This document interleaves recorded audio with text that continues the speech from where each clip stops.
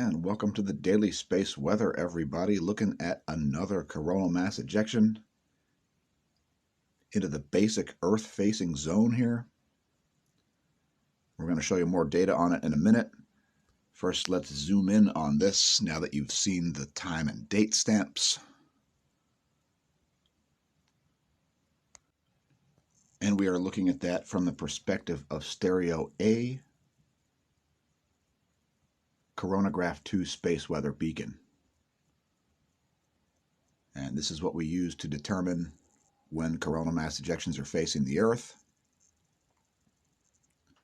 Let's take a look at the LASCO, the view from in between Earth and the Sun. And here's the LASCO coronagraph, making it apparent that this coronal mass ejection will, like the last one we've seen in the Earth-facing region, also miss the Earth to the east. Let's look at the C3 also. And there's the LASCO C3. This is the same data, basically just zoomed out to give you more of an indication of the way that unfolding coronal mass ejection is propagating throughout the solar system. Let's take a look at the Sun directly. And first we'll look at a still image of the latest colorized magnetogram to see not a lot of magnetic activity, although there is an active region possibly forming right here. And you can see a little bit of magnetic organization associated with that. Otherwise, not a lot going on, no sunspots. And the 48-hour image here from the SDO, the Solar Dynamics Observatory, in 193 angstroms shows an active region rising right on the solar equator, most likely cycle 24 activity, and a large coronal hole associated with the South Pole moving into the Earth-facing zone as diffuse coronal holes just south of the equator rotate away from the Earth. There is the 171 angstroms view, and again you can see some activity on the east, not only associated with that coronal mass ejection, but also with some activity rising there near the equator. And one bright spot up in the north where we see a little bit of magnetic complexity kicking off. Looking at a little more data here, GOES X-ray flux is almost entirely flatlined over the past 3 days. And looking at the solar wind data from ACE here, we see the phi angle has shifted around as we did show prep. That's the second pane with the blue line. Third pane, the density has been ramping down, as we often see with a weak coronal hole wind stream. And we saw a small uptick in the solar wind speed over the past 24 as forecasted. KP index is currently at 0, and we will look at cosmic rays momentarily. And there's the GOES electron flux, never reached alert levels yesterday, and has dipped down further today once again as forecasted. And here's the data from the GOES magnetometer. And we see continued sawtooth spikiness in that, and no surprise, once again, it is as forecasted. Let's show you some more magnetometer data, a lot more. And there's the data from GONG 2. Keep in mind it is 1 hour and 18 minutes old, and that the magnetic environment can change with absolutely no warning. And we're expecting to see continued spikiness in the GOES magnetometer, and to remain in the South Pole oriented portion of the current sheet, shown on the image above in red, for an extended period of at least several days, probably more like 2 weeks. And next we'll show you the geospace magnetosphere movies.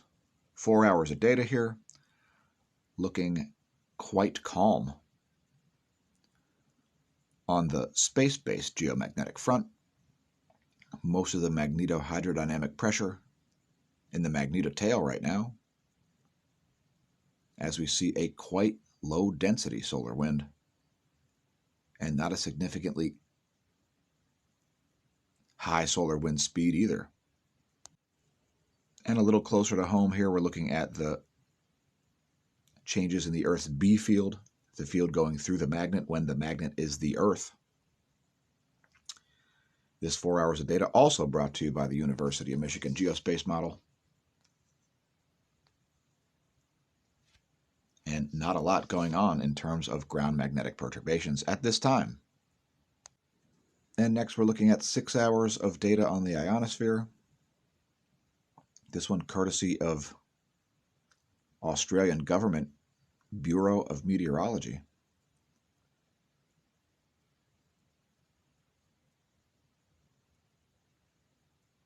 And we are seeing some anomalies along the prime meridian line there. Looks like measuring anomalies of some sort.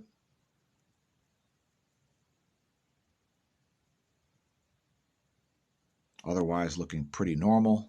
Let's bring up the latest image. And there's the latest image coming in at 11:15 UT. Next, we'll check out some cosmic ray sites. Here's Apatity.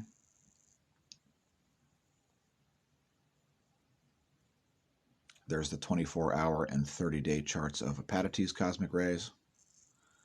And there is the data from Barentsburg. Missing data so far from today, February 16th. Next, we'll check out Athens, Greece. And there's the last 30 days at Athens.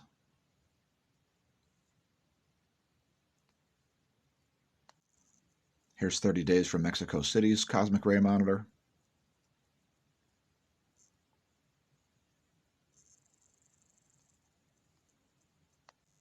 We would show you Moscow as we've done in the past, but Moscow's not sending data. And last on the list of cosmic ray monitors that we'll cover today are Oulu, Finland, and DOMC, Antarctica. There's the 24-hour, there's the 30-day, which is actually now more like a flat 30-day chart. And there is the chart going all the way back to 1965. Here's DOMC, Antarctica.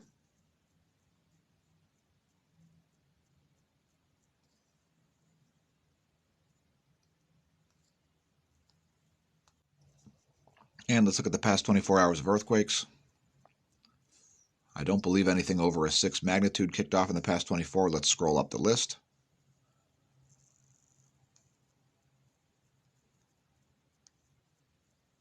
And we're going to note any deep quakes.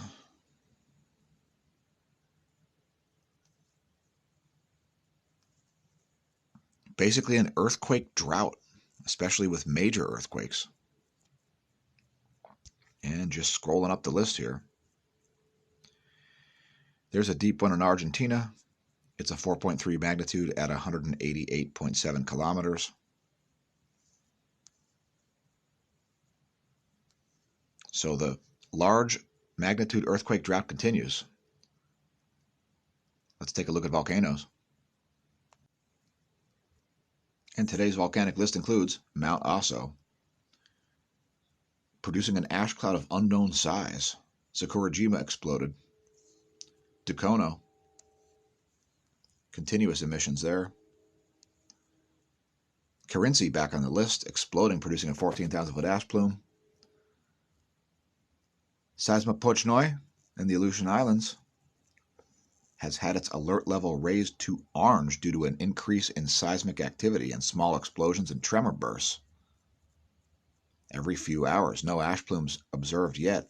Popocatépetl exploding. Flight level 20,000 there. Sangay exploding. Flight level 19,000 there. Sabancaya. Volcanic ash not identifiable in satellite imagery. Nevado State Chilean has settled down, and Piton de la Fournaise on La Réunion. Aerial observations of the eruption site this morning could not find any surface activity, but a weak tremor signal persists that indicates the presence of magma close to the surface. Please do not attempt to pole vault Piton de la Fournaise on the island of Réunion. And we're going to be shortening the meteorology section today due to technical difficulties, showing you a satellite image at windy.com of the rising sunlight over the western Atlantic. And there's the U.S. weather radar, which is showing me in Connecticut for some reason. I am not located in Connecticut, if you were wondering. And let's show you a bonus feature here. It is the local yellow dwarf, otherwise known as the sun, at 131 angstroms. That's 48 hours, by the way. So some activity rising as well as up in the north. Please visit the links below the video. Check out smashamash.com/forum. Consider becoming a patron, as the operation shall continue to grow and evolve in various expected and perhaps unexpected ways in the year 2020. Please remember to stare at the sun, and when you do so, don't drink, and if you do drink, don't drive. And since it'll never be now again, may the solar wind be at your back and the atherosclerosis absent from your arteries.